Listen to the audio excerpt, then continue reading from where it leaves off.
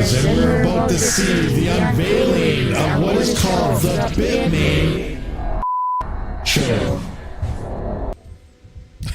I don't know if that worked. Hopefully my mics are working. I got a whole bunch of disconnection issues earlier when the countdown was happening again. So hopefully my mic and everything is working this time, and that kind of works. So here we are once again live. It is Sunday. And yeah, we're rocking an AMA. So you guys ask questions. We'll try to answer it. If I can't answer it, well, maybe Google can answer it, but Google doesn't know too much these days either. So let's do a quick roll call. See what we got in the house. If you haven't yet, be sure to hit that subscribe button. Hit that like button, and we'll continue on. So we got GPURisers in the house. Alexander Fleener, what's happening? I'm going to butcher this, but he's from Quebec, so it's a French name. I'm horrible with this. So Sebastian Desile, am I close? At least within ballpark there. Skirm, what's going on? Ron Watkins, what's happening? Yes, going back to that, the X4 series of the Jazz miners cannot mine ZIL. Only the X16s can, so that kind of sucks. Moving forward here. Oh, let's see if this works. Budweiser.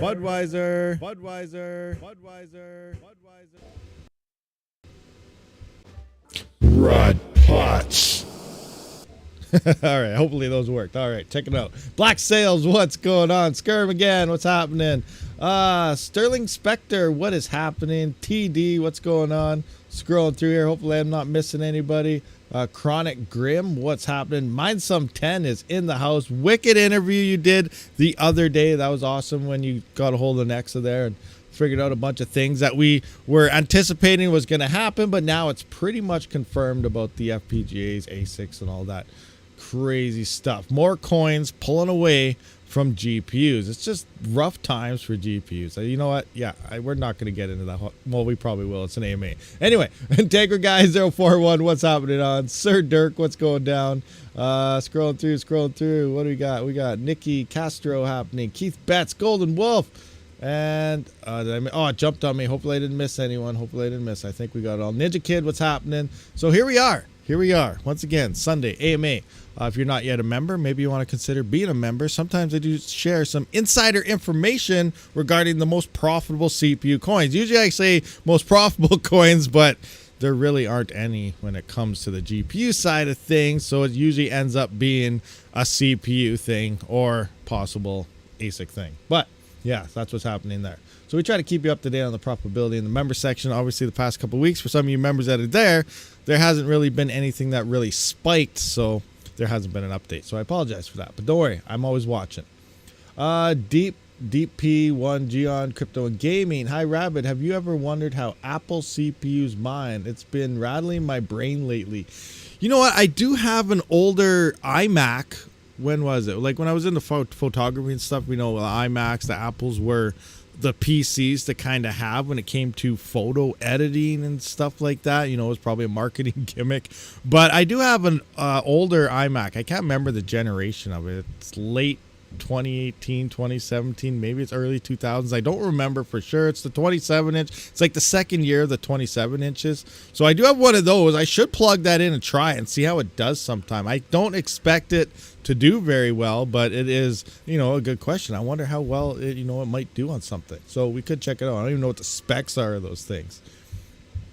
We still got a little time left to GPU mine next. Yeah, for sure. It's going to take a while. Those bit streams, it's going to be a few months for sure until we see anything happen. The interesting thing, though, is that's the one thing I was wondering about. And if Minesome, if you get them in another interview, maybe I don't usually interview coins. I don't know why. I just don't. I just look at the, profitability side of things. That's what I'm do.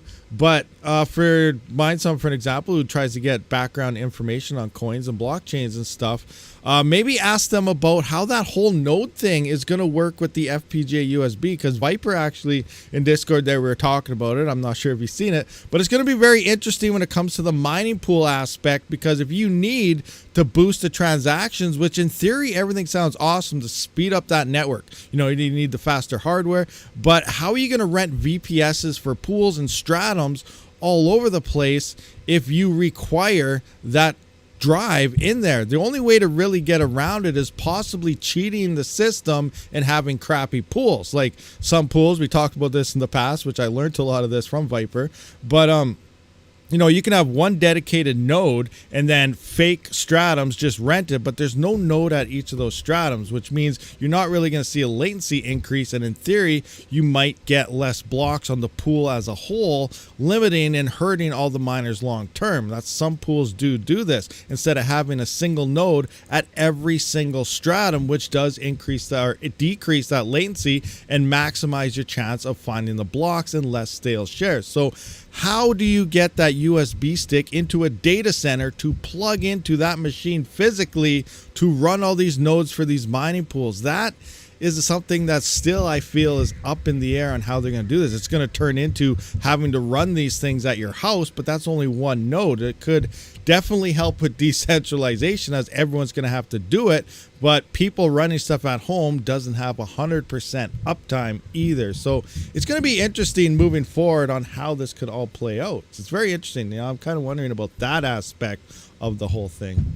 Yeah, from a pool perspective, neat question. Yeah, for sure. That's definitely a big one. So it's going to be interesting to see how they do that. But yeah, it sounds like they're working with a small company on creating that bit stream, you know, whether it's going to become an algo fork. It sounds like it's probably going to have to need a fork to the algorithm to actually do it, because I know what was in the E300 Discord, there's some smart minds there. You know, a lot of bitstream creators are there, you know, like the K1 bitstream, you know, Team Red Miner guy I think is there. There's a lot of guys there that made those bitstreams and these miners for the E300s and other FPGAs, and they're saying for the current algorithm it's doable, but it won't be cheap.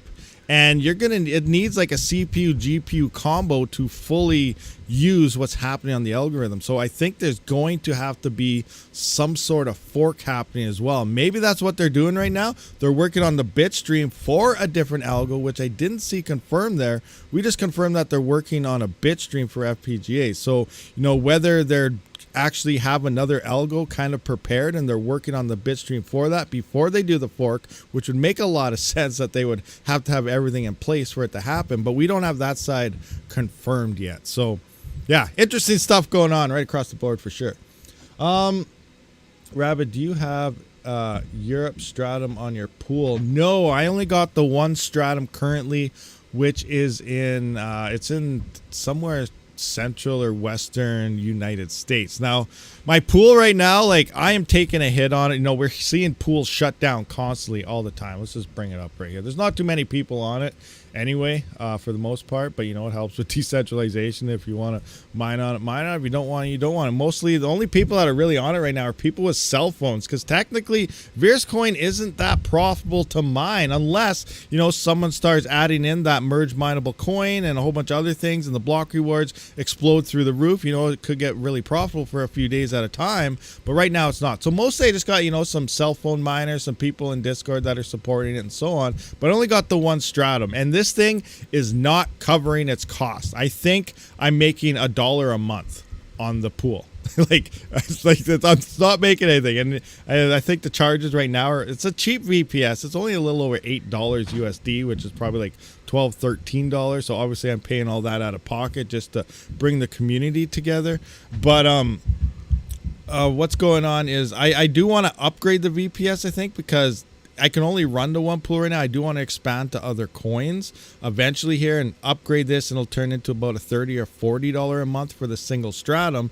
And then once, you know, maybe if we get some momentum going sometime, we'll branch off into further stratums. But right now, you know, I won't be able to afford, you know, a couple $100 a month to run a pool on a whole bunch of different stratums and only have, like, you know, 8 miners on Veerscoin or 6 that we have right now type of thing. So you kind of see where it's going on there. It's going to be a slow process. This is mostly for a community thing to mine together. Now, when I do mine Veerscoin, this is where I do point my rigs, is towards that. Now I am kind of trying to get something to go together with Zeph, but that's been a really big pain. It sounds like Viper is in the works. They're on vacation right now, but he does have a test pool kind of up, and it seems to be doing okay. So I have been using that every once in a while, but we'll see what happens there. But as for my pools, I got the one stratum. It's a slow going process, and you know, it's pretty much covering all that straight out of pocket just to bring the community in closer. You know, I figure that's something that's fun to do. Mining together with everybody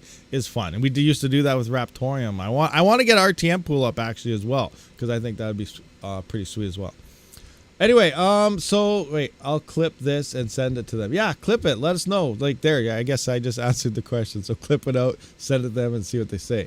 It seems something they would want to sell, but also said it would be open source. Yeah, that's pretty cool. I imagine the open source, that allows more devs to work on it, which would allow more miners to come on board as well, like the E300 and stuff. So yeah, open source seems good, but you know, they probably want to get the main baseline and everything figured out on their own with whoever they got working with right now. Pool operated margins are tight. Yeah, it's very, very tight operating a pool right now. Okay, got it. Hope your pool do well in the future and have more miners. You're helping a lot of people. Yeah, I'm trying, It's a lot of fun to have your own, doing everything as a community. I always say we're only as strong as our community. Now, the mining community and niche together, it's a pretty small thing, and it really only goes with the cycles. But, it's nice to keep your community close, talk to them, be active with your community. Like, I got a message the other day about Discord. I joined, someone's like, hey, I joined your Discord. It was pretty amazing to actually see that you were active in it, and, I love it. Thanks for, doing everything you do type of thing. Comments like that are awesome. That's what keeps the channel growing and continuing on, and me just always trying to give back to the community is also a main thing about the channel. I'm all for the community, and obviously you guys help me out. I help you out as much as I can, just like making simple upgrades. Like we just dropped that KS0 upgrade video this morning, made it nice and easy. It's just like updating the firmware normally. 4 clicks, done. You are now upgraded your KS0 to overclocking capabilities. So, that's what we try to do. Keep everything nice and simple and move forward. So right now we got a few things I actually want to talk about. As we know, Panda dropped the video this morning. His X5 blew up.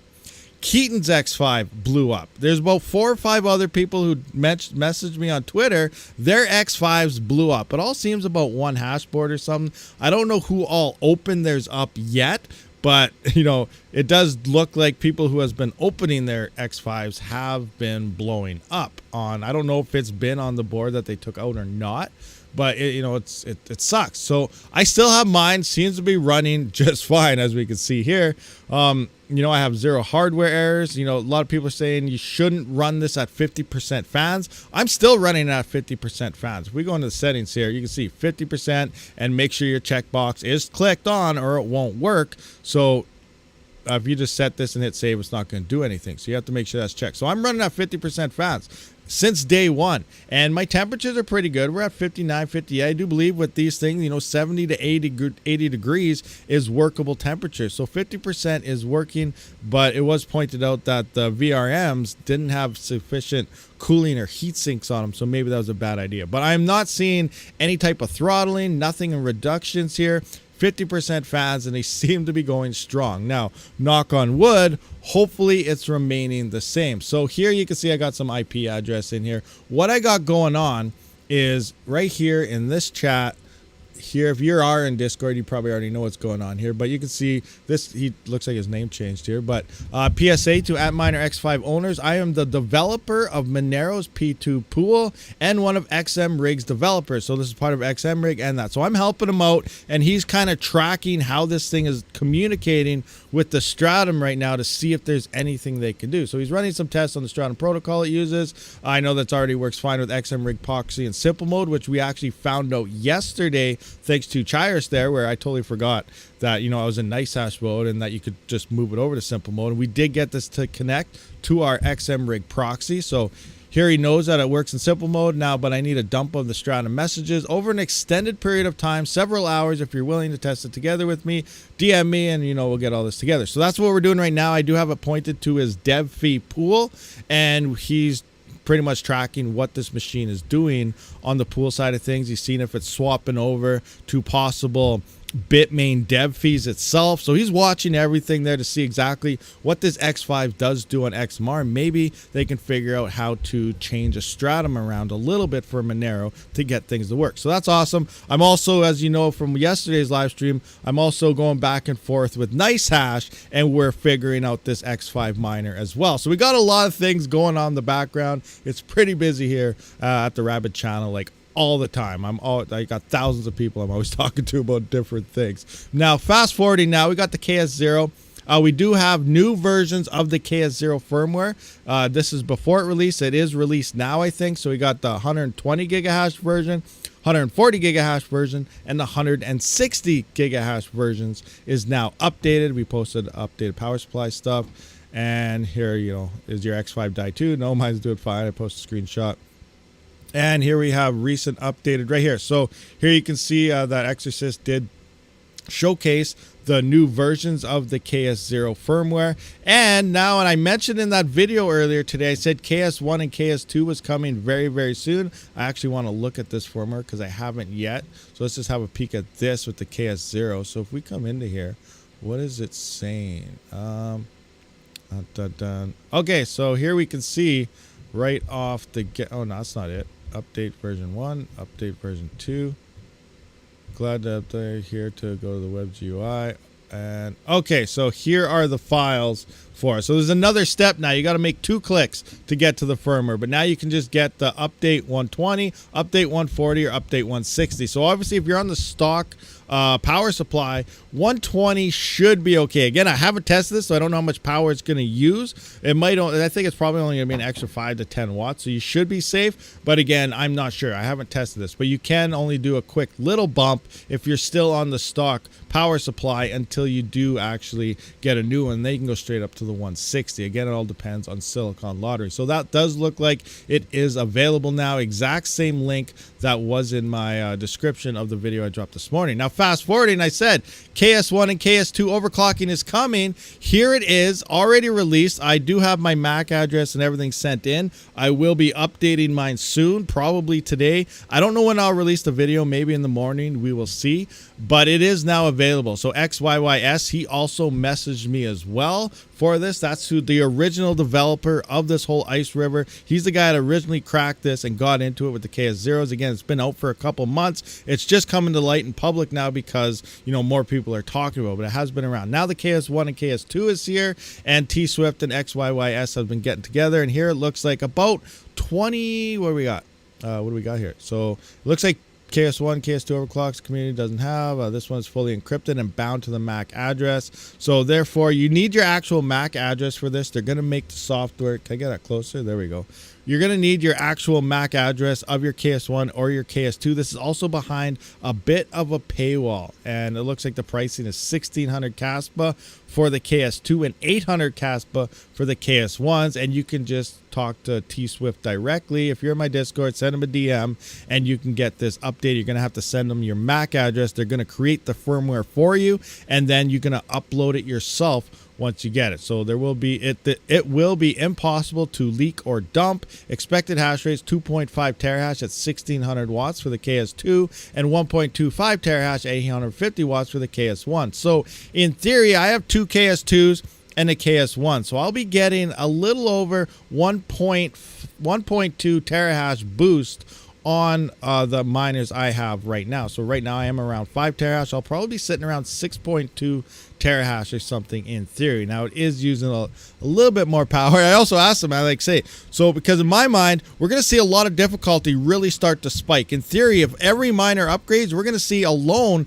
another 20 petahash, possibly a 10 to 20 petahash increase on the network just from upgrades alone, not even new miners getting turned on. So if that happens, now we're going to need more efficiency. As the network goes up, I'm like, hey, now can you guys make one that might drop your clocks and become more efficient? Because it's going to get to the point where we're using a lot more power than we were. These things are getting less and less efficient. So now we're going to need firmware that possibly drops the clocks to make our miners more efficient, because we're going to be burning too much power once it hits a certain hash rate level and profitability really starts to drop. So that's one thing I have in the back of my mind that I kind of asked them about. So that's kind of what we got going on for the Kaspa ASICs right now on everything there.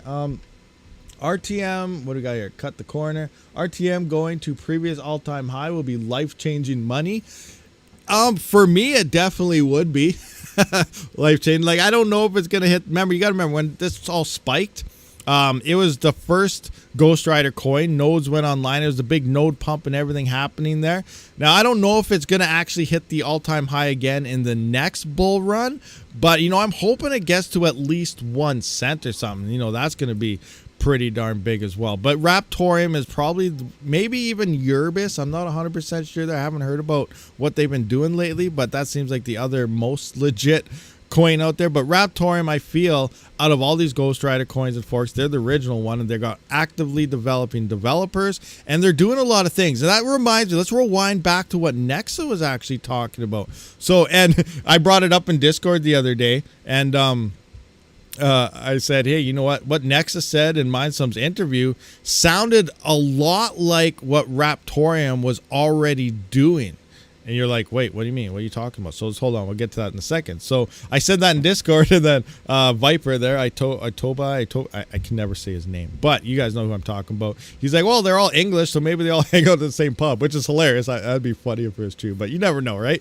But so what's going on? We've been saying from day one. So Raptorium and Nexa said they're doing the same thing, and that's what's different about possibly these two coins. Now, Raptorium is going to stay CPU mineable. They don't have any plans for upgraded hardware. It's not going to go to FPGA's ASIC. They're going to stay CPU mineable forever on the main algorithm, and then your smart contracts, your assets, and everything's going to be validated on the node side, which will boost transaction fees and node profitability up a little bit more if you do have your own node or even using iNodes or something, because that's all validating everything on the back end. But the main chain is always going to be CPU mineable, and if any type of hardware comes, because it's like 20 mini algos, they can simply tweak out one of those or add another algo in there or something, and it'll remain CPU mineable forever. The main focus here is it's going to stay CPU. That's the one thing that's kind of interesting. When a coin wants to be CPU mineable and stay CPU mineable, it can. It seems like when they move to a GPU coin and something, that's when the FPGAs and ASICs take over.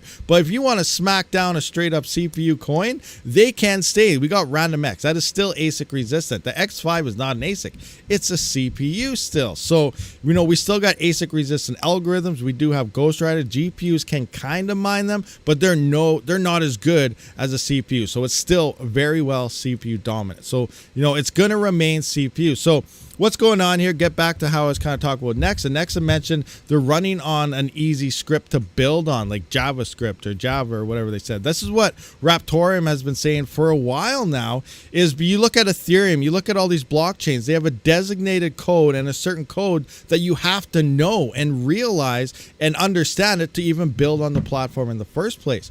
Raptorium's coming in. They're trying to make everything as easy as possible so that pretty much any dev out there already has the knowledge to build on it, because it's a basic, easy language that they can just build on right off the start. So assets and everything for Raptorium is already in the testnet phase. So whenever, they think it's doable, it's going to go to mainnet. I have no idea when that is, but when they are able to implement that to mainnet, any dev out there will have the capability of building on Raptorium, which means instead of having to have a whole bunch of swamps, say like whole bunch of people come in for an application for a job, and okay, we could only use, say you have like 3 guys that made super amazing programs, but only one of those guys have the ability to build on your code because they're the only ones that know your code. This opens it up to you can have a brilliant mind and the ease of building on it, because it's such an easy code for people to build on that you don't have to limit it to certain people that only know certain codes. And that's kind of what Nexa seems to be doing as well.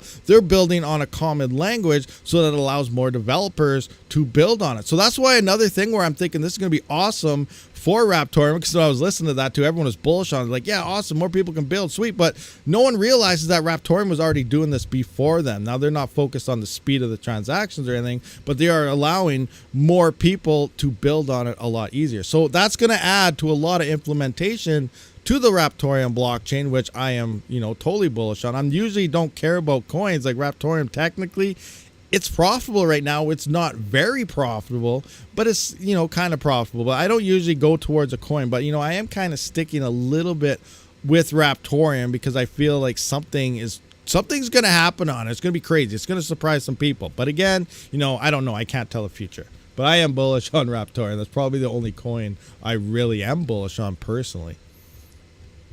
But I'm not saying it's not financial advice. It doesn't mean you have to. You don't have to, I'm not trying to pump it up or anything. It's just, kind of what I see with it. And it just makes sense to me that, allowing anyone to build on something. So people can have amazing ideas, but they might not have the capabilities to do something on another chain because you need that code. So this will allow them to be like, hey, yeah, I can actually build on this. I got a wicked idea. Let's do it. And then they can do it, right? So I think that's a huge thing for some of these chains. And Nexa sounds like they're kind of doing it as well. So that's cool.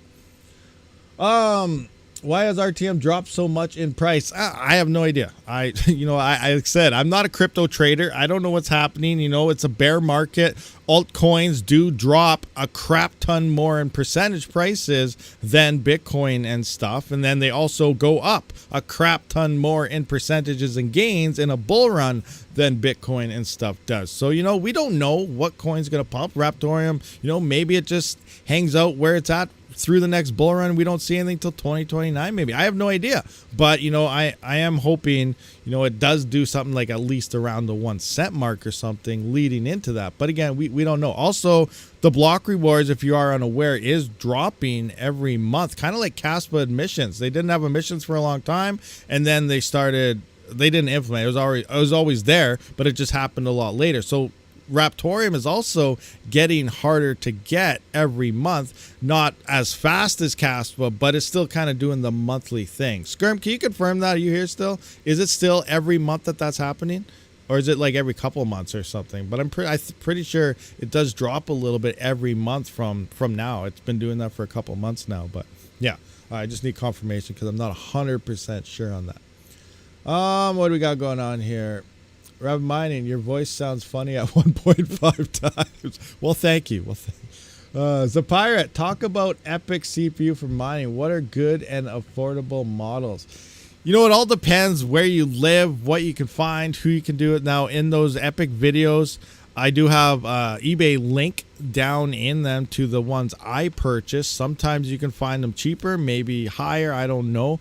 But, it's still up in the air. I'm almost done completely finishing testing that dual epic. I think I did all the algorithms with all the sticks in. I still got to go through them all now with a single stick and see how they all perform. And then, I can actually have a breakdown of how it works. But so far, depending on your used market, to me, it's looking like the dual epic is probably the best price to get that much. It's just that it's such a big upfront price right now that it's really, you need a big chunk of money to actually get. I've been saving for a very long time for that rig. As a lot of you guys following the channel, this, but it's a big chunk out of there. But it does equivalent to around 7 or 8 3900Xs.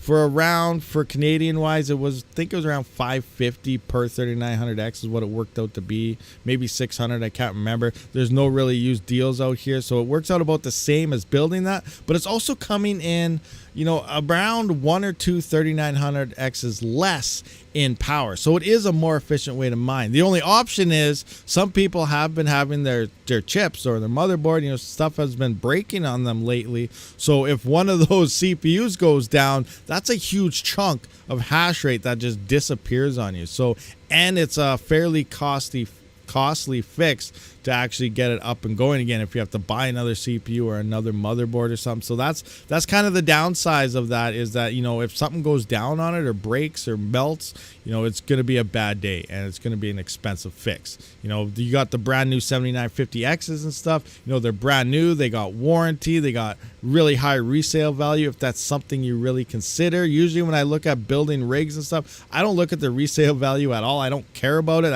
I don't calculate that into anything. I don't plan on selling any of my stuff unless it's garbage. If it does, then I look at the price, like, okay, well, maybe I'll trade this up, I'll knock 50% off from getting that much for that and upgrade to that one or something. But when I buy stuff, I don't look at resale value at all. Zero matters to me. If you're looking at resale value, that means you're looking at buying stuff to sell it again later. are you really going to be a crypto miner just to buy something and sell it in 6 months? You know, maybe if it goes times 20 in price, it might be worth it. But you kind of see where I'm going at. When I look at stuff, I don't plan on reselling anything. I plan on keeping it and mining on it. You know, I'm building these for daily money printers. I use my crypto all the time, and that's what I look at. I don't care about the resale value. I don't care about the ROIs. I save up. Everything I get is through mined coins. I'm using my crypto. I'm using my farm's current revenue to purchase equipment. It's not coming out of pocket. It's not coming, you know, from fiat and all this stuff. So I don't care about ROI values. I don't care about anything. I care about hash to watt ratios and how much more crypto I can print per 24 hours so that I have more daily spending. I'm using crypto for its intended purpose, and that's to undermine the fiat system. So that's me. That's how I run everything, and that's the things I care about.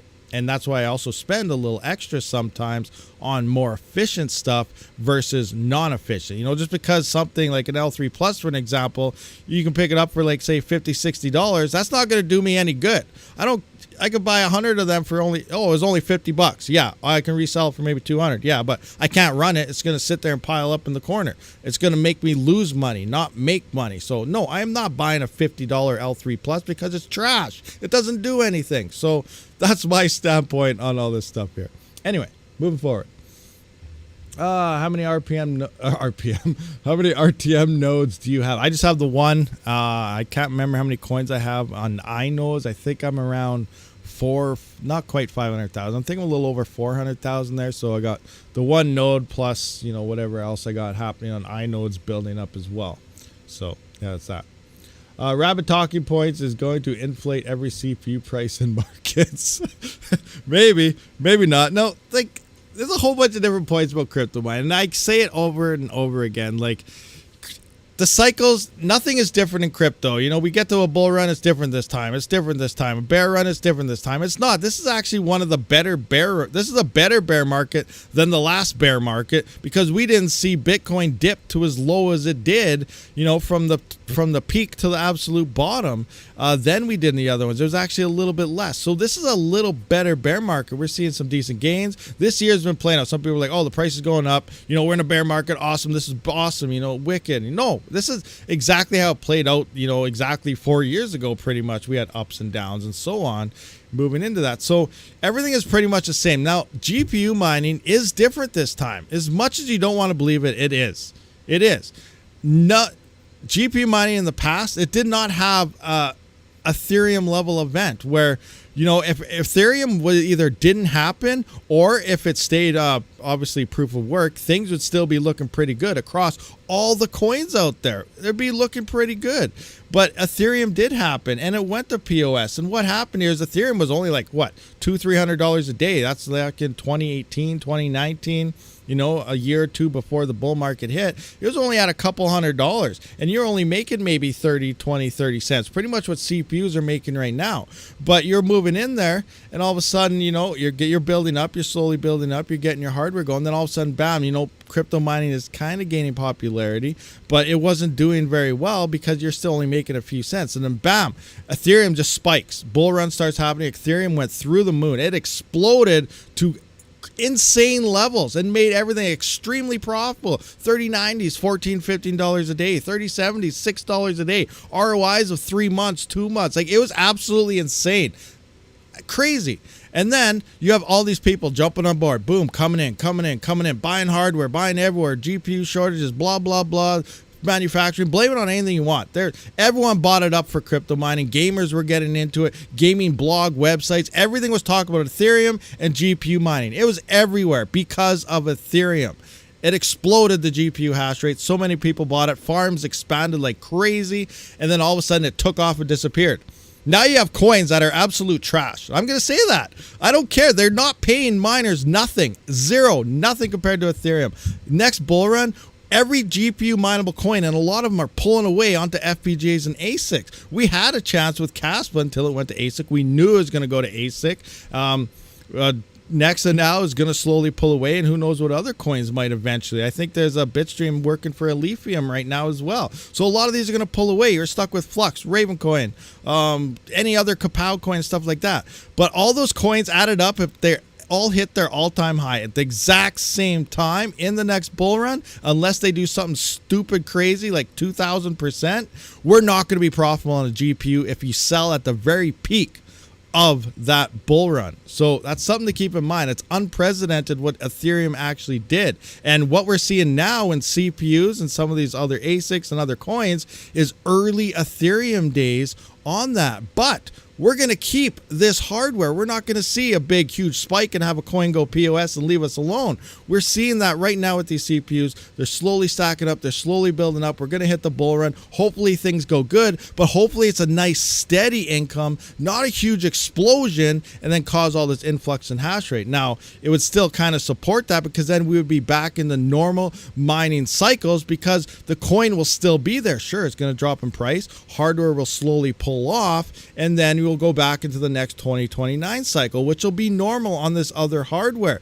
But because Ethereum left with GPUs, there's still so many GPUs out there looking for a home that nothing has a chance. And there's so many turned off waiting to turn on, and a lot won't even turn on till they're probably hitting 60, 70 cents in profit. So what happens? We're going to start seeing some GPU coins potentially pump in the next bull run. We're going to see people coming back into it and turning on, and we're going to be like, yes, GPU mining is back. This is absolutely awesome. Never die. This, to the moon. And then people will be like, hey, you know what? Profitability's coming on. There's massive farms out there waiting to turn that on switch. They turn them on, we could be at the peak, back to the negatives. Boom, just like that. Within 3 days, as soon as people find out that this stuff's profitable again, it's down to nothing. You could go from $3 a day down to 5 cents. Like, it's going to be crazy when people start turning their stuff back on because things start to look profitable, and it's just going to be crazy. So I really hope I'm wrong on that whole situation, but it's looking really bad. It is. The only thing that's different this time is GPU mining. So yeah, just my 2 cents. And I think 2025 bull run, most likely it's going to happen there. We don't know if it will for sure, but that'll be like a reset. I feel that's going to reset everything, and people are like, wow, okay, this sucked. I'm done. See you later. Throw them in the garbage, whatever. Just because you sell your hardware to another miner, that's still hardware that's going to get turned back on. So these GPUs need to literally disappear for the hash rates to come down in order for that. So I think 2025 might be a wake-up call and a freaking... it's going to be a wake-up call, and it's going to be like a reset. That way people will give up, and then in 2029, we're obviously going to have 2 or 3 new gens of more efficient, better GPUs as well coming out by then. And then we're going to come in, and we're probably going to start to see decent profitability again, because now we're going to have a lot of coins like Flux and stuff actually hitting decent mature times, and maybe the proof of use will work. Everything will be rolling at this point in time, and then there won't be such an urge to jump into it, and we'll get that slowly gains going up, and then profitability will slowly make GPUs better again. So I feel GPU mining won't really make a big comeback probably until the next bull run 2029, because I feel 2025 might be a big wake-up call for a lot of people. Anyway, that's just my 2 cents. I could be 100% wrong, and I 100% hope I am wrong. But let me know, what do you guys think? Do you guys agree or disagree with anything I just said? And I know that was kind of a rant there, but yeah, just that. All right, so what do we got here? Because we mine what's profitable and automatic trade it to that coin, that makes sense for us. Do whatever makes the most sense for whatever situation and stuff you're doing. What used market? eBay from China. Server boards need a lot of airflow over the VRMs. They are not supposed to be used in normal cases or open air rig. Yeah, that's very true. They're dedicated for servers, and that's why you get them in like one use, and like the fans are super loud and small, and they're in those server cases with a lot of airflow and stuff. So yeah, that's what I'm 100% correct right there. Programmable ETC network. Relax, human. Programmable digital gold. Yeah.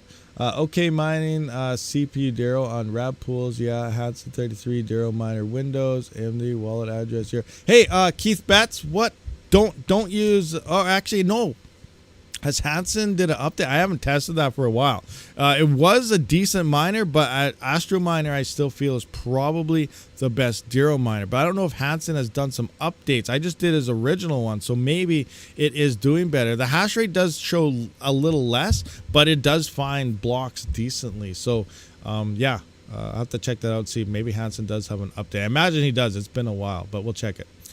Chronic Grim, but I love the rats.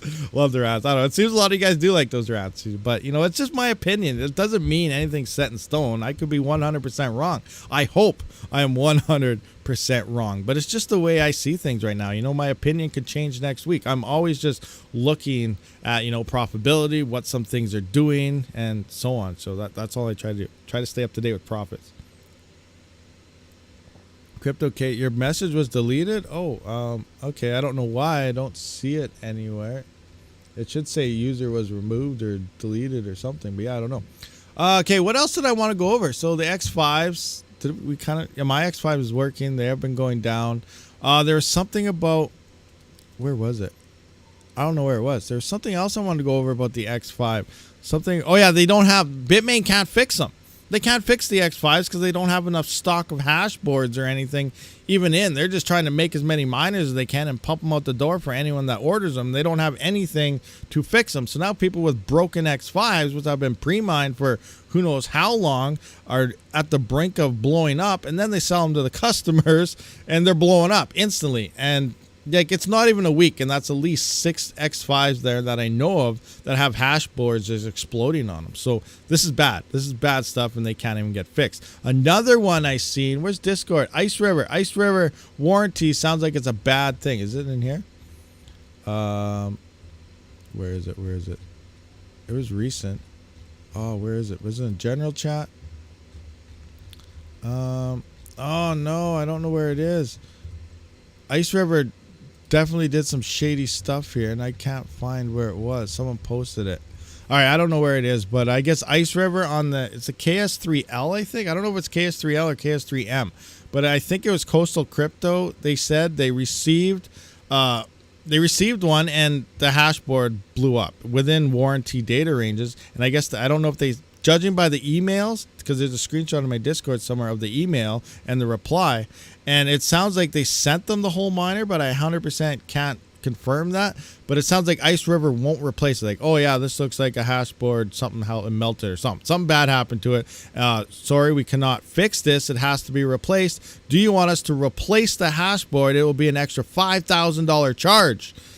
Or we can simply return it to you again with the broken hash board, is what the email said. So it's supposed to be, as far as I'm aware, within the warranty area, and they want to charge an extra $5,000 for the hash board instead of fixing it. So crypto is going to die due to the manufacturers. We need better manufacturers with at least some dignity in their bones somewhere. They're ripping off everybody left, right, and center. This is absolutely horrible. We need new ASIC manufacturers out here. This is just, it's dumb. Absolutely horrible. Like Bitmain. Like, look what Bitmain did with the KS3. Do you guys remember that? If you guys missed it, let's do an informal update here. So KS3 came out from Bitmain. They dropped it. It was supposed to be what? 6 terahash. I can't even remember what original numbers were. Bitmain miners are usually a little bit higher than reported or what they say it's going to be. But it came out, and then all of a sudden they updated the firmware. So it's the exact same miner, but they updated the firmware. Pretty much what we see going on with these clock settings right now. They just put in new firmware with higher clock speeds, and then it went to 9 terahash. And then everyone that pre-ordered, they said, okay, we're not shipping your miner now because they're 9 terahash now. Give us an extra $5,000. And that's what happened. We saw like their original shipment was like 4 shipments. Their original batch 1 was 4 batches. They said, oh, we're shipping batch 1. We're shipping batch 2. We're shipping batch 3. We're shipping batch 4. All within like 3 weeks in late September or something. That was all part of the first batch. They made it sound like it was 4 batches, but it was all sales from the very first batch that people slowly just finally, okay, well, I guess I have to pay $5,000. So as they got the orders, their extra money, they shipped them out, but said there are new batches. Bitmain's only on like their second batch right now. They're not like their 6th or 7th that they claim they're doing, because look at the hash rate. The network isn't exploding like we would expect. Nobody is buying these Bitmain ASICs. So that's one thing Bitmain did. Now, all of a sudden, they found out, well, no one's buying them. Ice River's making all these sales. They slashed the prices right across the board. Like one day they said, here's our pre-orders. We got them in stock. The next day they dropped it like 50 or 60%. Like I think a KS3 now went from 48,000 down to 35 to like 17,000. Like boom. And people that ordered like the previous day, they don't get a refund. Nope, sorry. We're shipping out the $6K $1,000 batches with the $38,000 batches the same day. Like, what? These guys are ripping people off left, right, and center. We need somebody to come up with a complete strategy to counter Bitmain and some of these other guys. They're just ripping people off like crazy. I don't know what we can do. Jazz Miner, like, we know Jazz Miner has been doing very well. We don't know what their price is going to be, but if they come out with, like, say, a script miner as well as possible Bitcoin miner, which is rumored as well to be super efficient, as they so kind of leaked rumors claim, you know, maybe they will price something decently. Again, usually they come into this and they, okay, well, we got a way better miner, way more efficient. They'll probably just price it up too. We don't know. But we need somebody to step up and say, hey, we're going to give you guys a miner that is way better than these, and we're going to make it cheaper. People will buy them because they're cheaper and because they're better. So we need somebody to do that and not just let us get stomped on by Bitmain and everyone constantly, because they're just making so much money and they make it sound like they can't afford to do anything. It's so dumb. So dumb. Anyway, another rant. What do we got going on? Ted Panda had a board blew up his X5 in less than 24 hours. Yeah, see, 24 hours there. Yeah, Coastal Crypto posted. So that's where it was. Someone posted that one. It was Coastal Crypto in my Discord there, and that's kind of where I'm bringing up, but I can't find it now. But yeah, it's horrible what these manufacturers are doing. It's so much money to just have lost. Like, oh my gosh. Why you back out Intel? Get your ASIC plan back on track. Yeah, whatever happened with Intel, they're ready to release their Bitcoin ASICs. Now, honestly, as a home miner, most of us aren't probably going to be buying Bitcoin ASICs because the hash rate is so high. It leads to more efficient hardware coming out all the time. And it's just, the profitability isn't there. For home miners, the profitability isn't there. The infrastructure, the power needed, the noise levels, and oh my gosh, all the stuff you need to mine Bitcoin, it's not for a home miner. Sure, it's awesome to say, yeah, I'm mining Bitcoin, but why wouldn't you say, oh, I'm mining script for 6 times more than I'm making with Bitcoin for the same amount of power? Or, you're using the Jazz miner, or, anything else for that matter, you're better off mining. If you really want Bitcoin, mine other coins with other hardware and just swap it into Bitcoin. You're going to be getting a lot more Bitcoin for less power than buying and using a Bitcoin miner. It's just common sense. Like, come on. So as home miners, we're not pretty. Now, Intel was trying to get into the Bitcoin mining thing because, they see dollar signs just like a Bitmain. You got those massive mining farms with very cheap power. They don't care, so they can mine Bitcoin. So they load up on these ASICs, and, they have back-end deals. They're getting them for half the price. They can get them on their website and other crazy stuff like that. But yeah, anyway. Locatech still coming. They did an update there actually a couple days ago. They are slowly showing their ASIC chip on a USB drive. I think they're at like 470 hashes per chip, but we don't know how many chips. It's still supposed to be 2 gigahash per hash blade, around the $2,000 mark. We don't know for sure, but it still sounds like they're ticking. Hopefully we get some concrete evidence as well as actual an actual statement saying, hey, we're ready to go in a month, or here's what things are looking like right now. Something solid to go by sometime by the end of the year. But right now, they're just slowly starting to kind of show stuff. But it still sounds like they're kind of rocking around, ticking and showcasing some little things. So we'll still have to wait and see what happens. I quit. I'm not even sweating, but my message won't show. Crypto KJ, yeah, I have no idea why your message won't show. That is so weird. So weird. And then this message is showing. Maybe there's some type of word in there that's being blocked. I have no idea. Imagine hitting a BTC block with a USB stick. That would be absolutely awesome. Now, obviously, that would be sweet. Speaking of a USB stick, you guys know I have that Mars Lander. There's a Mars Lander version 2, I think, that's released now. You can run it off your smartphone and stuff. It's kind of neat. I think they have one on the way. So, I'm still mining on the first Mars Lander. Have I hit a Bitcoin block? No. Obviously, you guys would have heard about it like 5 seconds after I hit a block that I hit one. But no, I have not hit a block yet. The time frame of hitting a block is never. But, it's a lottery that's happening every 10 minutes. And technically, it's cheaper than buying lottery tickets. So I'm all in, and it's only using 17 watts. 17 watts is something, I can live with kind of covering with other coins because it's like a cent or something. So, you know, there's a version 2 that I think is on the way, so I'm going to be checking that out soon. I'm kind of excited to see what they did. I think it's the same hash rate and everything, though. It's just that it has the ability to go through your phone and stuff. So, yeah, I don't know. We'll see what happens. But that would be sweet to actually hit one of those blocks, man. You imagine hitting a Bitcoin block with a USB miner? Like, that is insane. But anyway, we'll see what happens. Right, I can't see which word. Maybe yeah, Crypto KJ, I don't know. Sorry that it's not working. I'm not sure what's happening. Why does your BTC show 36K when it is a lot lower than that? Where is it? Oh, there we go. I was on Canadian prices. Sorry, I apologize. So you can go to European prices too. So yeah, 27K. Does that look like about right? Oh, speaking of PAC, yeah, we mentioned this earlier. I said PAC kind of pumped a little bit. So here we can see. That's the wrong one. This one? No. I guess, no, that one sucks too. So this one here, well, it looks like it came down a bit. We're up to about 4.7 cents here. So 7 days. You can see PAC has actually been going up. So if you're unfamiliar with PAC, this is mined alongside with Octa.Space as like a smart contract. So as you mine Octa.Space, if the pool supports it, I do believe there's only 3 pools that support it currently. That is Jita Pool, K1 Pool, and Crazy Pool. They're the only 3 pools that I know of. There might be more now that support the Pac-Man contract for mining Octa.Space. So it adds a little bit more. I'm just actually, let's have a look here. If I go to my Octa Tangem while I was on the wrong one. Rewards, I guess payouts.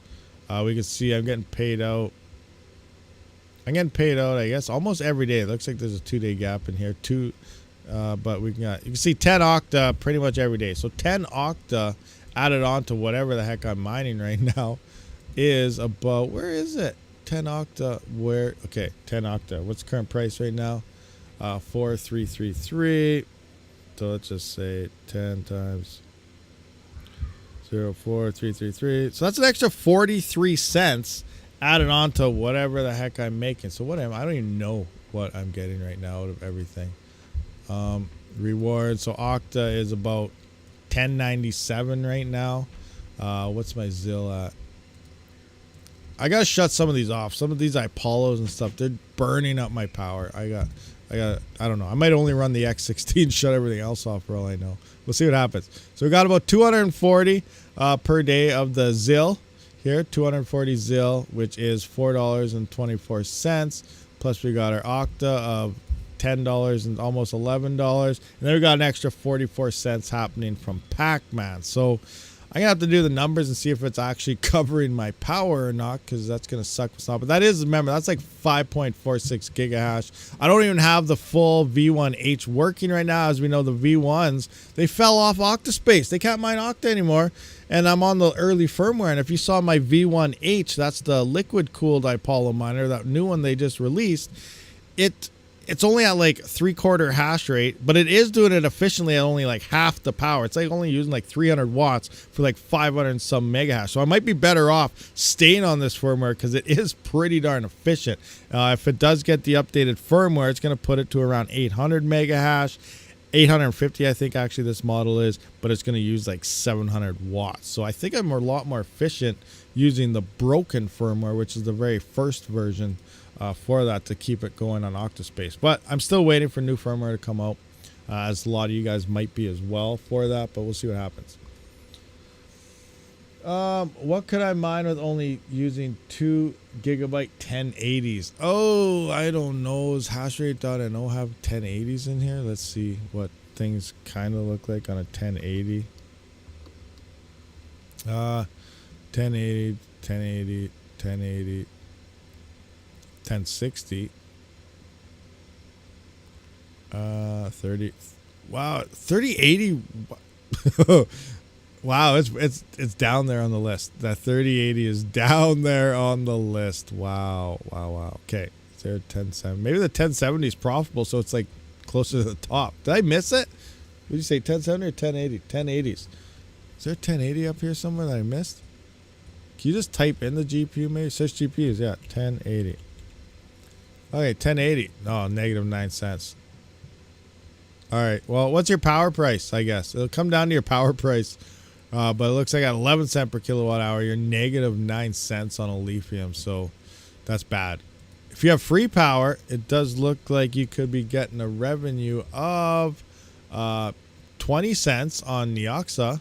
So that might be something. If you got free power there, you could be making 20 cents with the Octa currently. But for the most part, it's not looking very good. 10 cents, you're at 10 cents. 10 cents not too bad. That's pretty cheap power, but that's still, that's going to be negative though, sadly. I'll adjust this to 10 cents here. 10 cent, 1080, and we're at negative 7 cents. So negative 7 cents with 1080. What else happened today? Oh yeah, you guys may or may not be aware, Zeph, this is called Zeph. I don't know if I'm saying Zephyr right or not. It had its fork happen today, and interesting things went about that. C3 Pool and Monero Ocean MO both went down when this happened. So the hash rate dropped down to nothing. So right now it's still actually slowly starting to come back up. Usually it's sitting around 600 mega hash, and 80% of the hash rate is coming from these two pools alone. And they both dropped off. We were down to like 200 mega hash on the network. So I was doing some numbers. They popped right back on within like a half an hour to an hour. It didn't take long for them to update their nodes. But we can see here, we're upwards of $1.65. So this was before. Actually, so this won't count if it happened before. So this is now with the new block rewards here. So Zeph did go from 10,678 coins per 24 hours, or 32,243 paid to miners per 24 hours, down to $8,058 and paying miners $24,335 per 24 hours. That what did have the profitability at only 238 mega hash of $1.24 per 3900X. My farm would have been making about $49 a day before power, or $37.52 after I cover my power expenses. We can see there. Now it looks like it's come back up. So we're going to update these numbers, see what it's looking like. So we're at 486 mega hash now. So let's just go 486. 486. Now I'm going to go into this one. We don't really need this one. I can erase this one, but just see what it was like before. So previously it would have been 32. So right now my farm's at $24. After power, it's down to only $12. So hash rate already like 50% less from almost doubling up the hash rate already. Here you can see the difference between the old block reward versus the new block reward. Before power, $32 down to $24, or a single 3900X went from 80 cents down to 61 cents if we still had the old block rewards from this morning, this morning. And we can see what the new block rewards exactly are. They were 14.9 for the block reward, and now the blocks are only 11.8, 11.7 or so. So what is that? So say 12. So a little over 3.5 or so, about 20% here. The block reward on Zeph did drop. So we're as the hash rate increases again, as MO and C3 do start building up their miners to swap back over to Zeph, gonna have to start looking into what else should we mine, and that's going to be an interesting thing. This is where I was talking about yesterday. I might just move over, try some solo mining XMR, see how luck will be in my favor or not. I might move over to maybe some Ghost Rider coins, maybe a Zerg pool Zerg to get paid out in Bitcoin or something. I don't know. I don't know yet, but once that hash rate starts hitting to the 6 to 8 mega, maybe it won't hit that high because of the reduction. That much hash might not come back.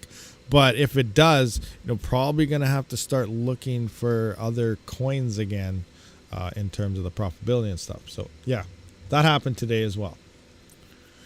I make way more in the Octa playing GT Grand Theft Auto 5. I'm literally miner. Really? Yeah, you get more playing games. Crazy, crazy. GPU mining is basically speculative right now. Yeah, for sure. Totally is. And it's not even good speculative mining. You're probably like, wait, what do you mean? We're in a bear market. It's speculative. Hash rate's going to grow. We're getting lots of yields now. We're not. We're getting less yields now, in theory, than we were in the bear market. We have higher hash rates in this bear market, than we did in the previous bull market, because even though there's a lot of GPUs shut off, there's still a crap load turned on. And yeah, it's bad. We're not getting we should be getting, technically, if Ethereum, like I said, was still around, or if it never existed, we wouldn't have had that big boom. We'd be getting way more yields right now than we should. I bet you we're probably getting about 3 or 4 times more yields right now than what we're getting currently, just because it is different this time for them GPUs. So yeah. Thoughts on I forgot about that Chinet one. How is it doing? Is it still alive?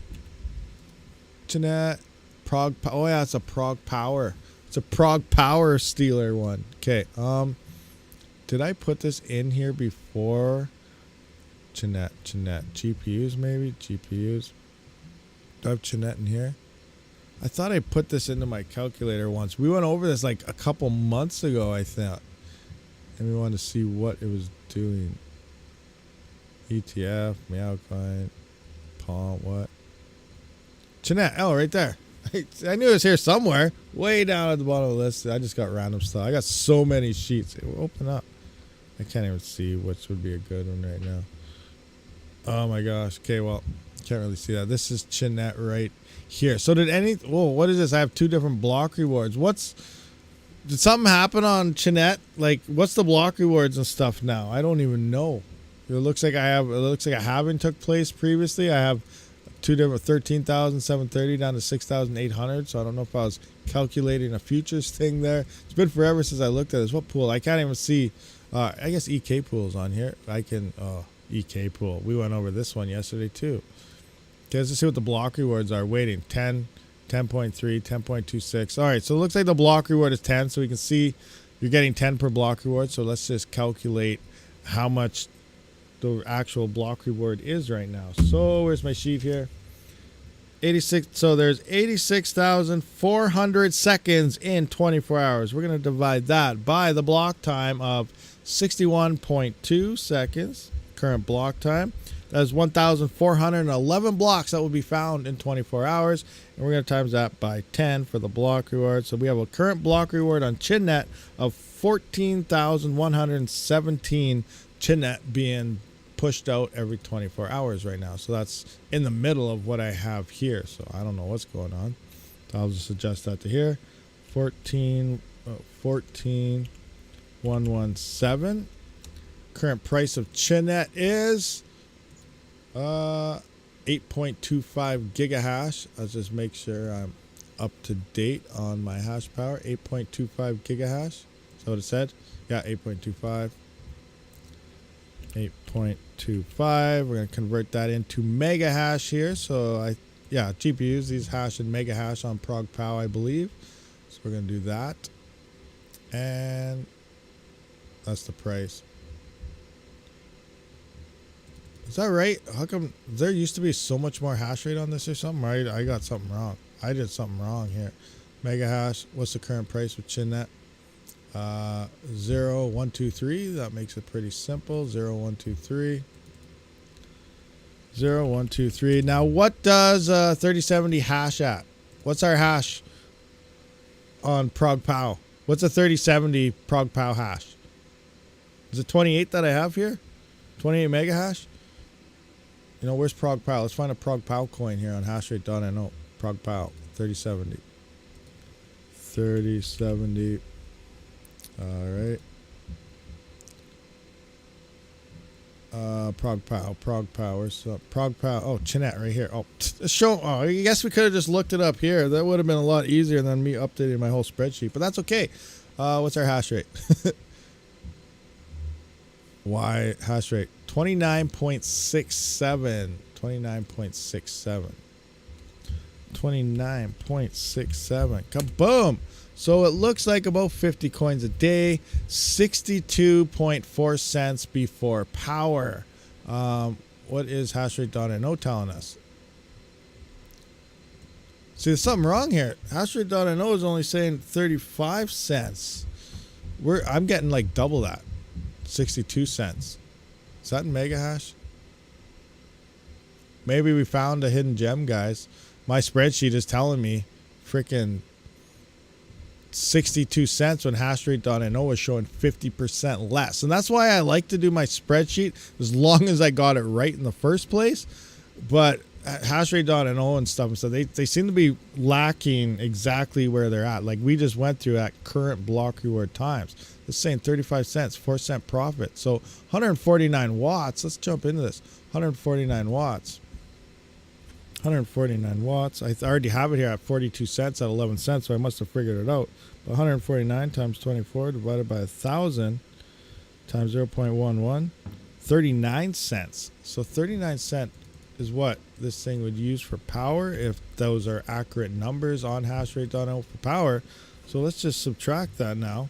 So we got 62, 0.624 subtract 39 cents. Holy crap. According to this, we are profit of 23 cents. We're profitable at 23 cents here. So you guys just got some insider information that there's some profit happening that hashrate.no is saying there is no profit happening. And there's quite a bit. That's probably the most profitable coin on here right now then on a 3070. Yeah, look at that. 13 cents after power, 8 cents, 8 cents, 7.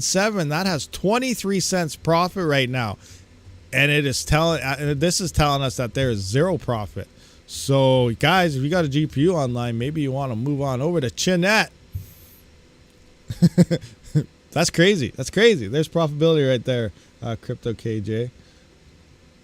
Column D is wrong. Let's take a look. Where's column D? Column D right here.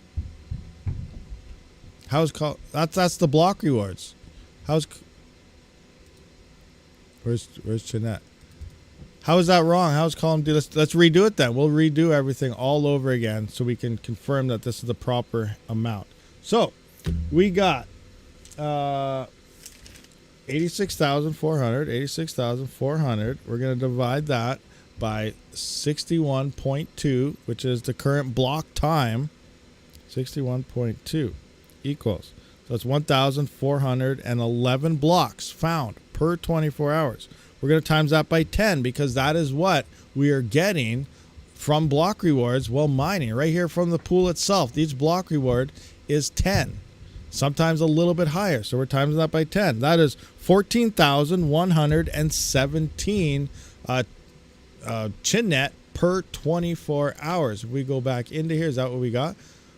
We got 14,117. 14. That number is correct. This is what we're getting. Current network conditions right now, this is how much is being distributed per 24 hours, which is a total of 174. Let's take a look at the exchange right quick. Maybe there's something trickery going on with the exchange. So this is saying 1, 2, 3. Let's jump in here and see what we can actually sell this coin at right now if we were. This is saying we should mine about... Is this the right one right here? About 50 coins a day? What's this telling us? I don't know. I don't know if we got that one right. Maybe that part's wrong. We'll see. How many coins are we getting? Oh no, where's my trade? There we go. So this we can sell we won't be able to sell. Let's say 01159. Because look, there's only 1 coin, 3 coin, 3. There's not much volume in here, but you could sell up to 30. Let's go all the way down here. 011159 for a quick market sell. So we're going to go 01. What is that? 0115. 0115. So let's change that to 0115. It's still saying 58 cents though before, which would still put us in profitability.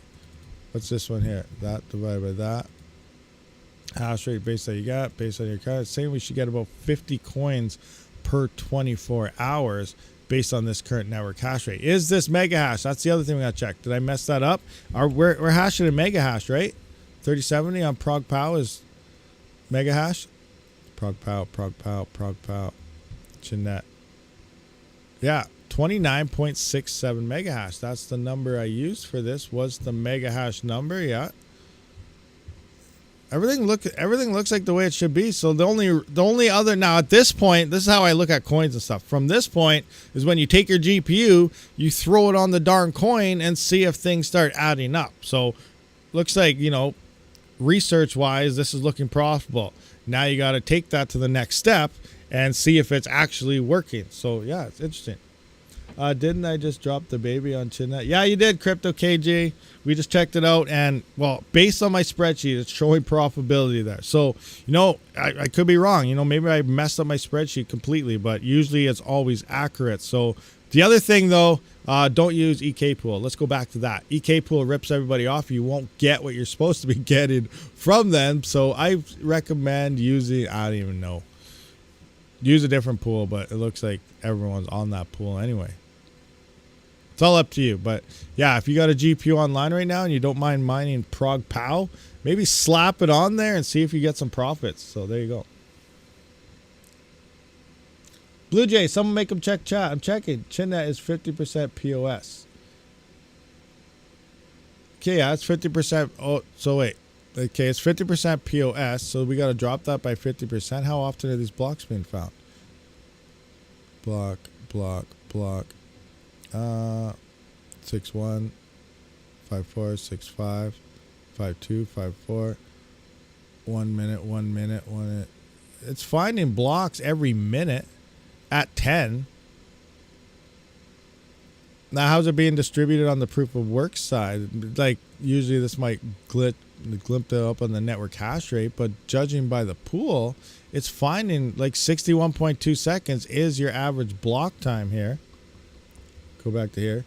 61.2 seconds is your average block time, but it is looking like the pool is finding a block like every single minute, sometimes twice a minute. And, you know, depending, you know, sometimes there's like 4 minute, 3 minute gap in here because other pools got to find it. But most of the time, it's looking like a 1 minute gap. So I don't know what the POS side is doing here, but we are finding a block pretty much every minute, and they're worth 10. Oh, no, I just closed out my website. Oops. So the numbers should still add up. Everything's looking like the way it should be based on everything.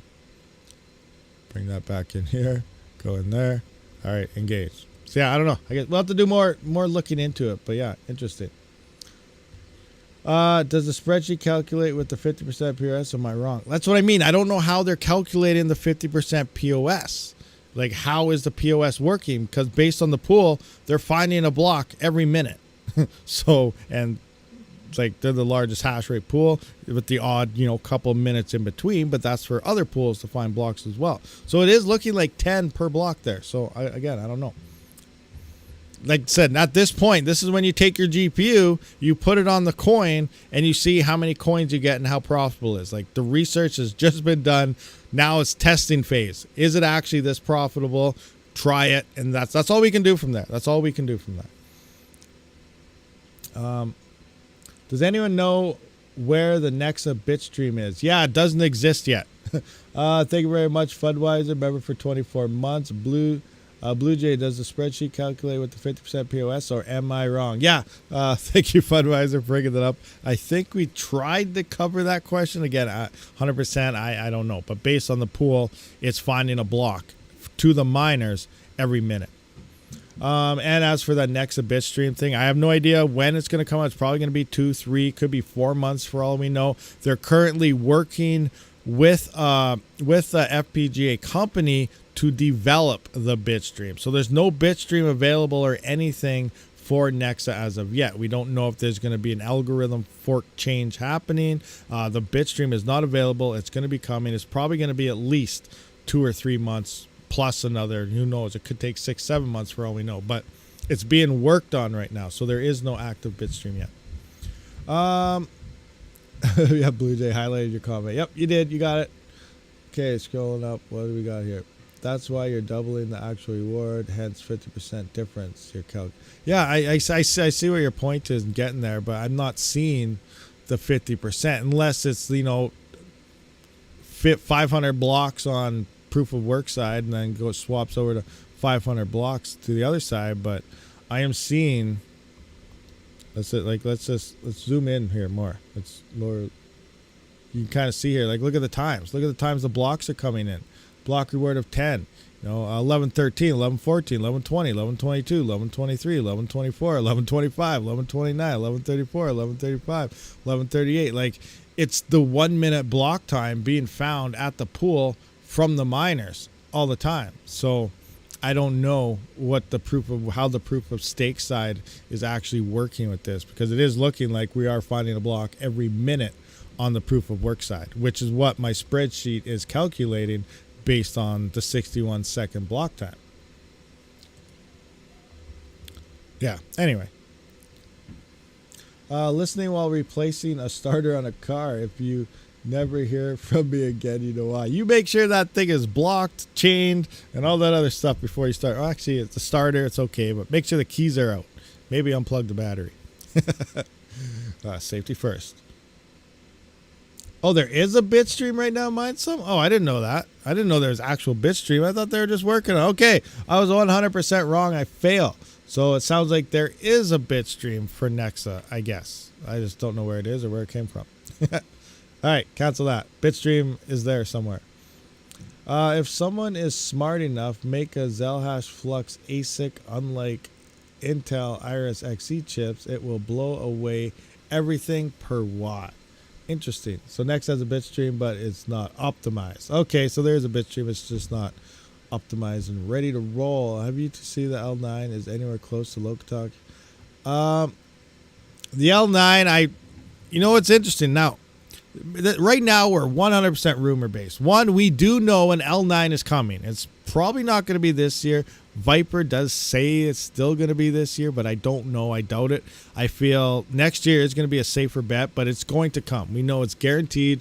L9 script miner will be coming from Bitmain. Now the rumors based on, you know, Locatech, Hashblades, and Jazz Miner is the L9 could be the worst miner for script out of the newest miners. And that's crazy to think about because we know the L9 is going to be good. It's about, what, 80% more hash than the L7 on leaked website stuff. And it's about the same or less power. So it is getting a big efficiency boost. You know, 16, 17 gigahash at like 3,200 watts or something. It's a pretty darn good miner. See, now the 9.5 gigahash is about 3425 watts. So, you know, that's huge. Less power, almost twice the hash, 80% or so. And, you know, we're like, that's awesome. Those are wicked numbers, actually. But that could be the worst miner of them all. Jazz Miner could come in with some efficiency numbers that are insane. You could run possibly 9 to 20 gigahash on 120 volt. Imagine that. Maximizing 120 volt 15 amp is about 1440 watts at the 80% rule, 17 or something like that, I believe 100%. So we're looking at some crazy efficient miners that could release. And the hash blades coming in at around 2 gigahash at like 140 watts. These things are insane. And Bitmain, obviously they got their big guys, they're farming, they're going to buy them from them, obviously, but it could be the worst miner, which means if the L9, which is going to be good, ends up being the worst miner of the new 3 that are potentially coming based on rumors, we're going to see a script hash rate explosion, which could be another KDA all over again. Just that's crazy to think about. But, you know, that's another possibility that script might be going downhill as well on mining profitability if something like that happens. It's just crazy to think about. And that's another reason why $50 L3 Plus is probably a bad idea. You know, L7's going fairly cheap right now, but that might be a bad idea because now you're running 9 gigahash at 3,400 watts when there's going to be a freaking 17 gigahash miner coming out for less power. That's crazy. That's absolutely crazy. You're not going to want an L7, especially if this thing is around the corner and it ends up being the worst miner of the new 3. So, yeah, I don't know. There's a lot of speculation going on around everything right now. And it's a really rough time to really, you know, we're in a bear market. Do we buy the hardware? It's going down. It's cheap. You know, it's going to go to the bull market and things are going to go like ×6 in price for hardware and stuff. It's going to be crazy. But, yeah, the hash rate's going to be going crazy across everything as well. It's crazy. Bitmain L7, yeah, L7, yeah, that's what we're talking about. L7 to the L9. I would buy some hardware, some coins, have some cash on hand. FK33, is that an FPGA? Yes, the FK33, I believe that's like your squirrels there. Those are FPGAs. I only know about I can never pronounce that, Exilience, the one from AMD, but it's like 2K. Yeah, the AMD ones are absolute beast mode. They're the best. The C1100s and stuff, they're amazing. I think there's a newer one now though that's like crazy good. I don't even know if it's released yet or not. It's just some rumors or something.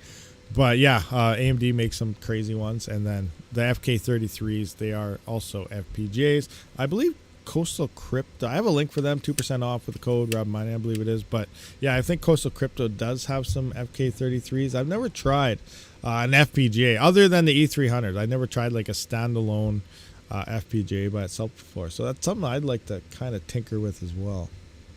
Anyone mining Chia hard drives, I believe, will be the next big profit-making era. Evergreen. You guys know the Evergreen miner? I made a couple of videos on those. I got some of those. Evergreen does also now support the compressed plots, which means they're fitting a lot more plots on their drives with the latest update that you can do within the Pi or whatever they got inside there. So they are supporting that now. Also, you guys may be aware, this is a big thing for Chia about FlexPool shutting down, is the Evergreen miners and stuff were using Flex Miner, that little mini standalone one, pointing, and they could only mine on FlexPool. But it does sound like Evergreen did have their own light miner. They just never released it, but now they're releasing it, and you actually will have the ability to mine on any pool, but the default pool, I think, will be Space Pool. But I got to get more information on all that. So, but yeah, hard drive mining is definitely a thing. They only use like 8 watts of power. They only make a few cents a day also though. So you're going to need a lot. It could get very expensive, but in theory, you know, as hard as it is to believe, Chia is probably the most profitable way to actually mine if you're taking in an efficiency standpoint in there. So it's crazy to think about that because the profitability is very low, but because there's like next to zero power being used, the profitability margin, especially if you have a huge farm, is very large. So yeah, it's crazy, but it's expensive to get into all that stuff. You need so much stuff.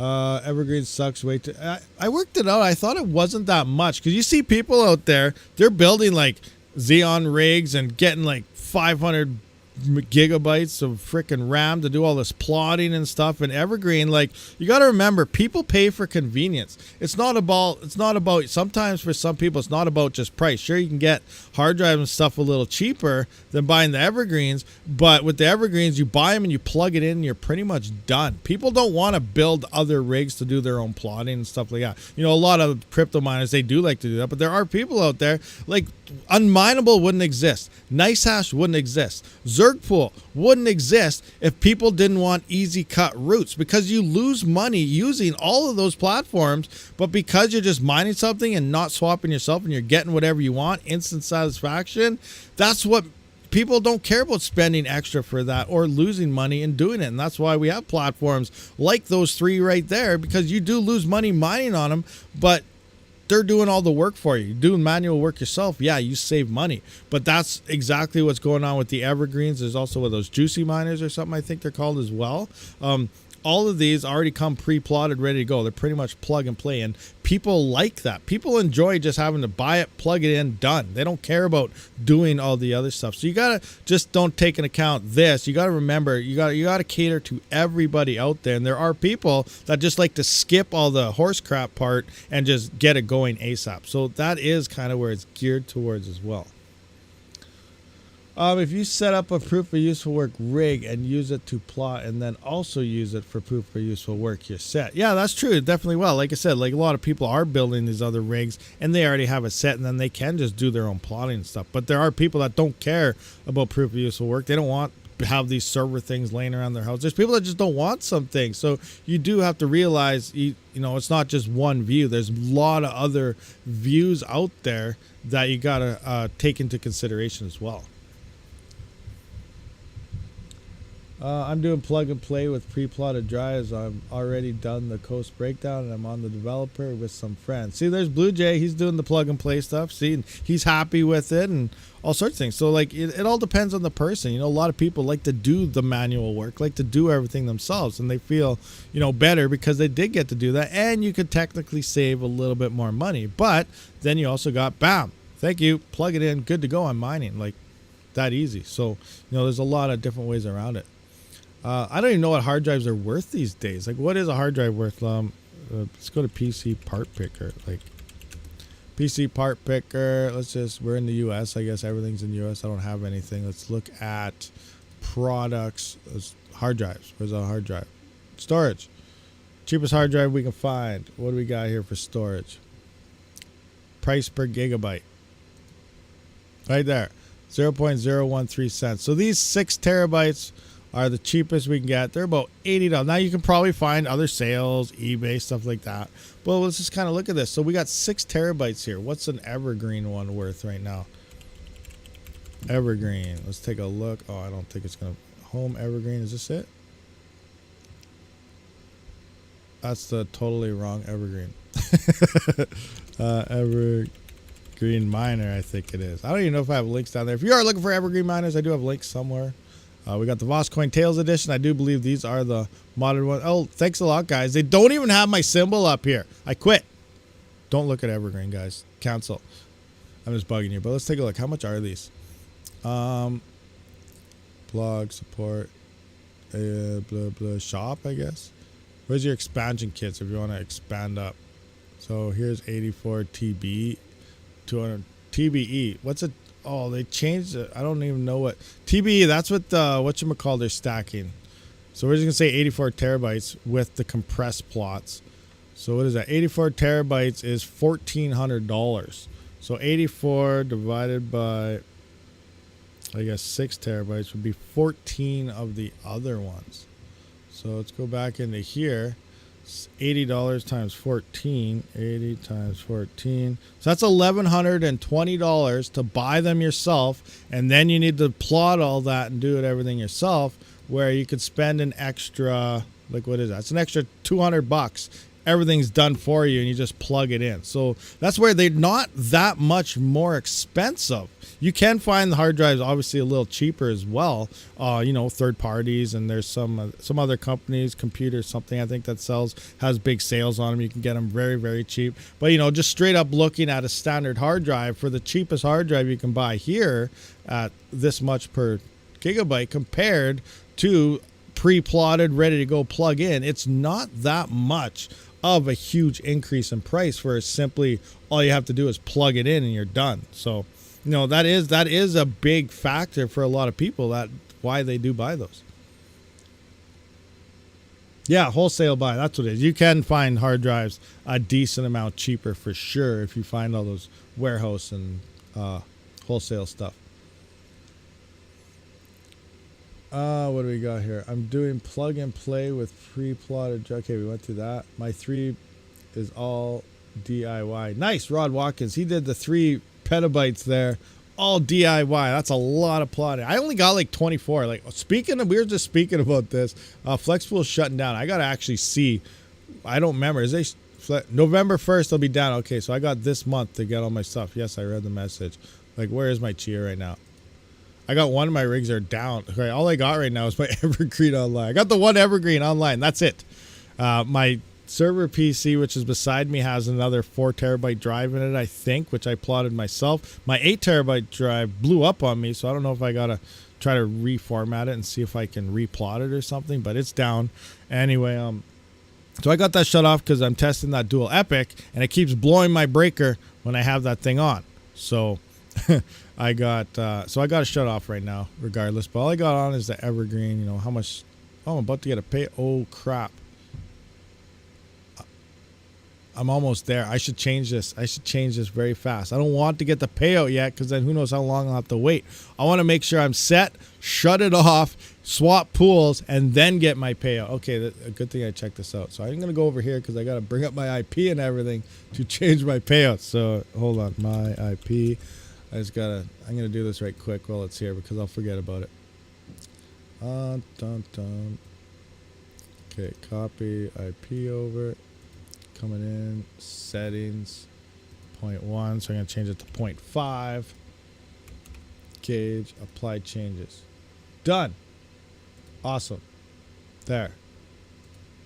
Now we can see I am far away from my payout. So when I actually decide to switch pools on this Evergreen, then I will just set my payout to pay me out, and I'll move on over here. That way I can get everything out of the pool at once instead of having some type of dust. But we can see I'm not getting very much. You know, what do I got here? 12 terabytes here. It's making freaking 10 cents a day. 10 cents a day. It's using 8 watts. How much is the power there? 8 times 24 divided by 1000 times 0.11. So it's using 2 cents power a day, and I'm making 10 cents. So in theory, okay. 2 1 cents. So 10 minus 0.21. 10 cents. Oh, 0.103 minus what is 0.021. So this is making 8.2 cents profit. Profit after power. See, we look at this like, oh wow, we're only making 10 cents a day. It's using 2 cents a day in power. We're making 8 cents. Let's go back to hashrate.no and just have a look here at how bad Chia might actually be. We're making 8.2 cents. That is the same as a 4070 Ti on Nexa after power. Think about that. And this is a lot cheaper than a frickin' 4070. You buying 4070s for $70? Hell no, you're not. Yeah, that's crazy. Yeah, I do gotta forget to drink. My mouth is getting very dry. Thank you very much, Red Putz, for looking out for me. See, community is awesome. You guys keep me alive. This is a crazy stream. We're just ranting about everything. Everything you can mine is better. There's absolutely... Is there anything worse than a GPU right now? Seriously, is there anything worse? I don't think there is. Maybe my keyboard, but that doesn't use any... Actually, use a little bit of power. I can't mine with my keyboard yet. That's a thing I'm still trying to work on. That's a long-going joke from a couple of years ago in the last bull run that we're saying we're mining on everything, even our freaking keyboards. And, yeah. But that's crazy. So, a 4070 Ti or a 12 terabyte hard drive is kind of making the same amount after power, but one's only using 8 watts. Therefore, imagine stacking that all up. Imagine if you fit 5,000 watts worth of hard drives on a 240 volt circuit. Like, I don't even know how much. Let's look that up right now. Let's see. If you loaded up a circuit with frickin' Chia miners, how much would you be making? Let's just go 5,000 watts. That's, you're allowed 5,700 watts on a 30 amp 240 volts. So we're going to go 5,000 watts. We're going to divide that by 8 watts. Divide that by 8 watts. That is 625. 625. So we're making 8 cents a day. So we're going to times that by 600, so times 8. Holy crap! 625 drives, guys. 625 Chia drives would be making $5,000 at 8 cents profit per day. $5,000 a day with 625 hard drives mining Chia. That is insane profitability. I never ran the number. Did I do that right? Does that sound right? Let's do that again. 5,000 watts. 5,000 watts. We're going to divide that by 8 watts. Divided by 8. That is 625. That means 625 drives for 8 watts each. Now we times that by 8 cents, which is after power. Times that by 0.08. Is that right? 8 cents? 650? Yeah. Oh, yeah, that's not better. It's not 5,000. It's 8. That's only $50. I got that wrong. Whew. Scared the crap out of me. That scared the crap out of me like crazy. That's only $50 per day, not 5,000. I had 2 decibels wrong there. I was like, wow. I was going to sell everything and buy hard drives. Oh my gosh. Is that right though? That's all right? $50 a day. $50 a day though at 5,000 watts. That would be, how much might power be at 5,000 watts times 24 divided by 1,000. That divided by 11. $13. $13.02. Oh, that's already with profit. Why am I even taking that off? That was $50 profit. So $50 a day hard drive mining. Profit after power. 11 cents. That's pretty good. How much would that cost though? What's a cheap 625 drives? 12 terabyte drive. What's the cheapest 12 terabyte? Date on it right here. It's $196. No thanks. What? So I guess we'd have to do is 6 terabyters. 600. I don't know. So that's a lot more calculations to start getting into that. But yeah, anyway, Chia mining is, in theory, pretty darn profitable. What do we got here? Anyone taking advantage of SRB miners' latest release for NVIDIA cards on Dynex? If so, what hash rate? What hash rate will go down? I don't know. I thought SRB miner got a boost on AMD with the latest one. Did they do something with NVIDIA? I'm not sure. I haven't checked. I'm gonna have to check it out and see what happened. Why not solo mining? You have a big farm. Solo mine what? What are we referring to? What coin should I solo mine? What should we talk about? Oh, yeah. See, I don't follow Chia. Blue, what we got here? Blue Jay just mentioned there is a Chia halving happening soon. I didn't know that. So that would definitely drop your profitability by 50%, unless the price doubles and stays at least double from where it's at. So, you have the price factor with the halving factor. We'll see what happens. But yeah, I guess there's a halving coming in. So we'll be making $25 a day after power. You need to buy at least double the drives to back up your plots, because drives. Yeah, that's true too. You need backups. Always need backups. Like I found out, I have one of my drives blew up. I don't have a backup. That's my 8 terabyte drive. That's like my biggest drive on my own PC. I have a 4 terabyte and an 8 terabyte. My 8 terabyte blew up. I'm getting PCI hardware errors or whatever. I just turned it on. Like, I don't even know what happened. It was working fine. And then I updated my Chia thing, or maybe I reinstalled Windows.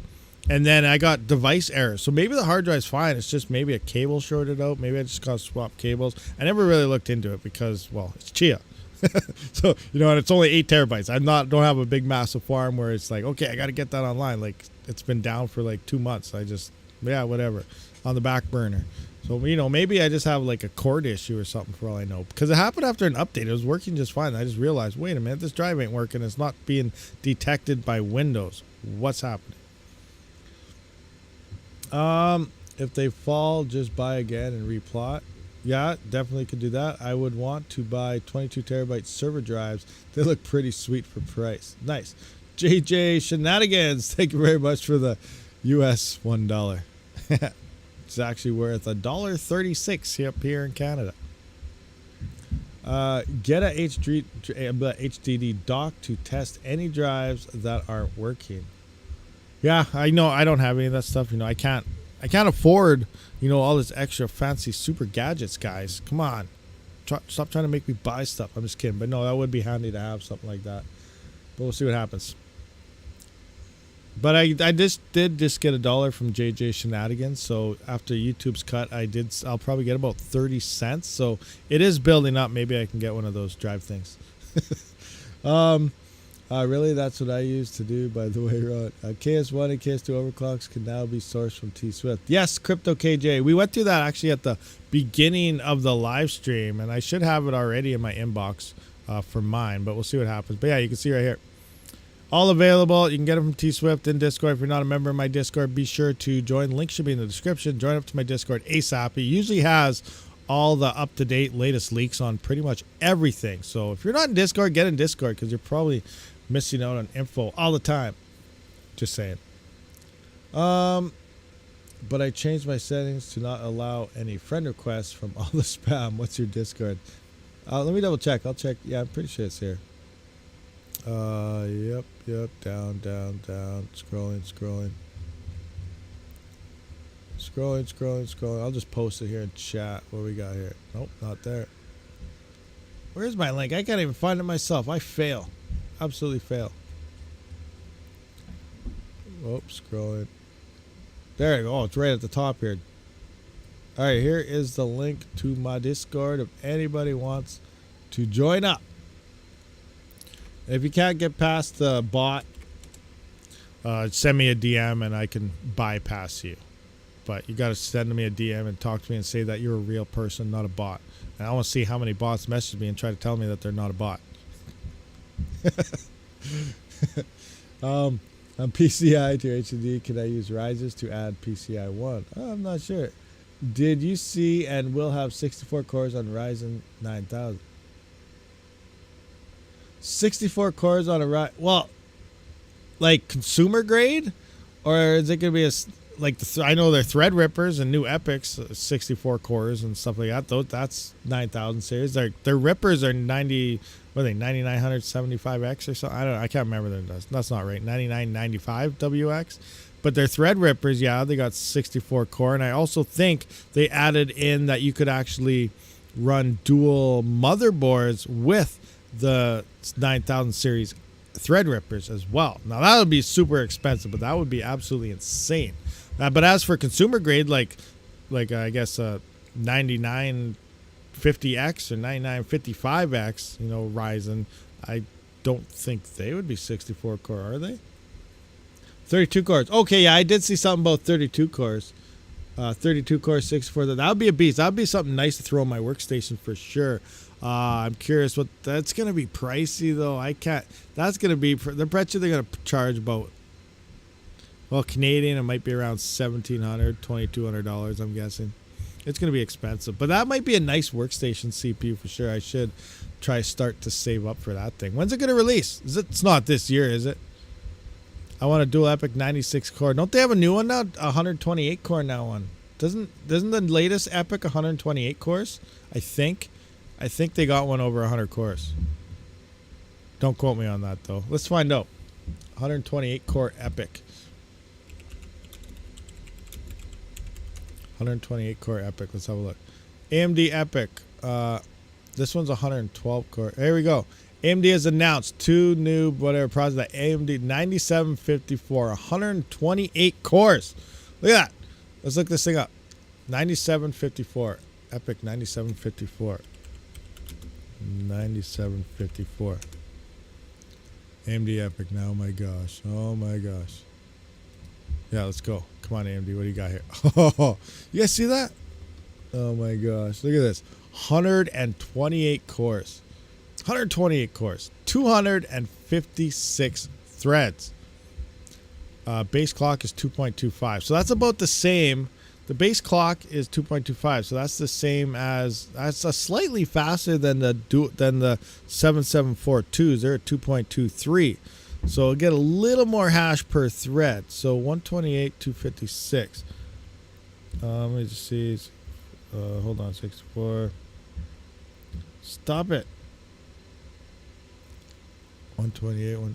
Yeah, so this one CPU is, in theory, the same as a dual epic. So now, imagine having 2 of these would be, in theory, like a quad epic 7742. So a dual epic 7954 would be like a quad epic 7742 with a slightly higher base clock, so slightly more hash per thread. Wow, that's insane. You imagine? That's like oh, like that's 4, 8. Oh my gosh, that's insane. That's like, let me try to think of that. So the original one's like 4. The dual epic is like 8. And this one, that would be like 16. That's equivalent. That a dual rig is equivalent to about 3900Xs or something. Oh wait, 256 megabytes L3. Is that what you said? I missed it. Oh yeah, it's limited to the, oh yeah, this sucks. Cancel that. This CPU sucks. CPU sucks, guys. 256. Yeah, it's only going to be able to use half the CPU on XMR and Ghost Rider. So yeah, this one is not good. Cancel it. Good thing, because that thing was making more hopes and dreams for people like myself. So yeah, that CPU sucks. Cancel it. Sorry, AMD. You fail. You're right. Good thing you caught that one. Nice catch, Skirm. Nice catch, Skirm. It lacked the L3. I didn't even look at that. I just expected them to have at least, 600 megabytes or something, because they've been throwing in so much for all their other CPUs. But yeah, good catch. That CPU sucks. Don't buy it. Half Ghost Rider, something else. Maybe it doesn't really work that well, though. Well, maybe if you can limit to that and then to that, maybe it could work. That's something we'd have to actually test. That'd be a good test to do on something like an Intel CPU to see if you could do that, swapping it over and then maybe put the other half on Virus Coin. But, I don't like to buy CPUs unless they can, fully be utilized, because, I don't want to point it. If I see a coin popping off, I want everything over there now. I don't want half of everything over there or something like that. All right. There's one with over a gigabytes of cache. Yeah, but that's less cores then. It wouldn't work. Heard Intel will release 256 E-cores only CPU. Yeah, but too bad. Intel's going to release 256 E-cores. It's probably going to use 3,000 watts, melt down people's houses, and probably a 3900X will still hash better than it. Intel sucks. They're never, I don't know. they're failing with the CPU market. You know, they're doing okay in the server, I guess, and the gaming side of things with their single thread performance, but when it comes to mining, I don't even think Intel is in the same sentence as CPU mining. Anyway, all right, so we have been here for almost 2 hours, so I do appreciate everyone for showing up. We're going to wrap this one up, and I'll see you all in the next one. I'm going to get the information on this KS1, KS2 overclocking, probably release a video sometime later today, or I'll wait till early tomorrow morning. We'll see what happens. Anyway, guys, thank you for checking out this live stream, and I'll see you on the next one. Rabid out.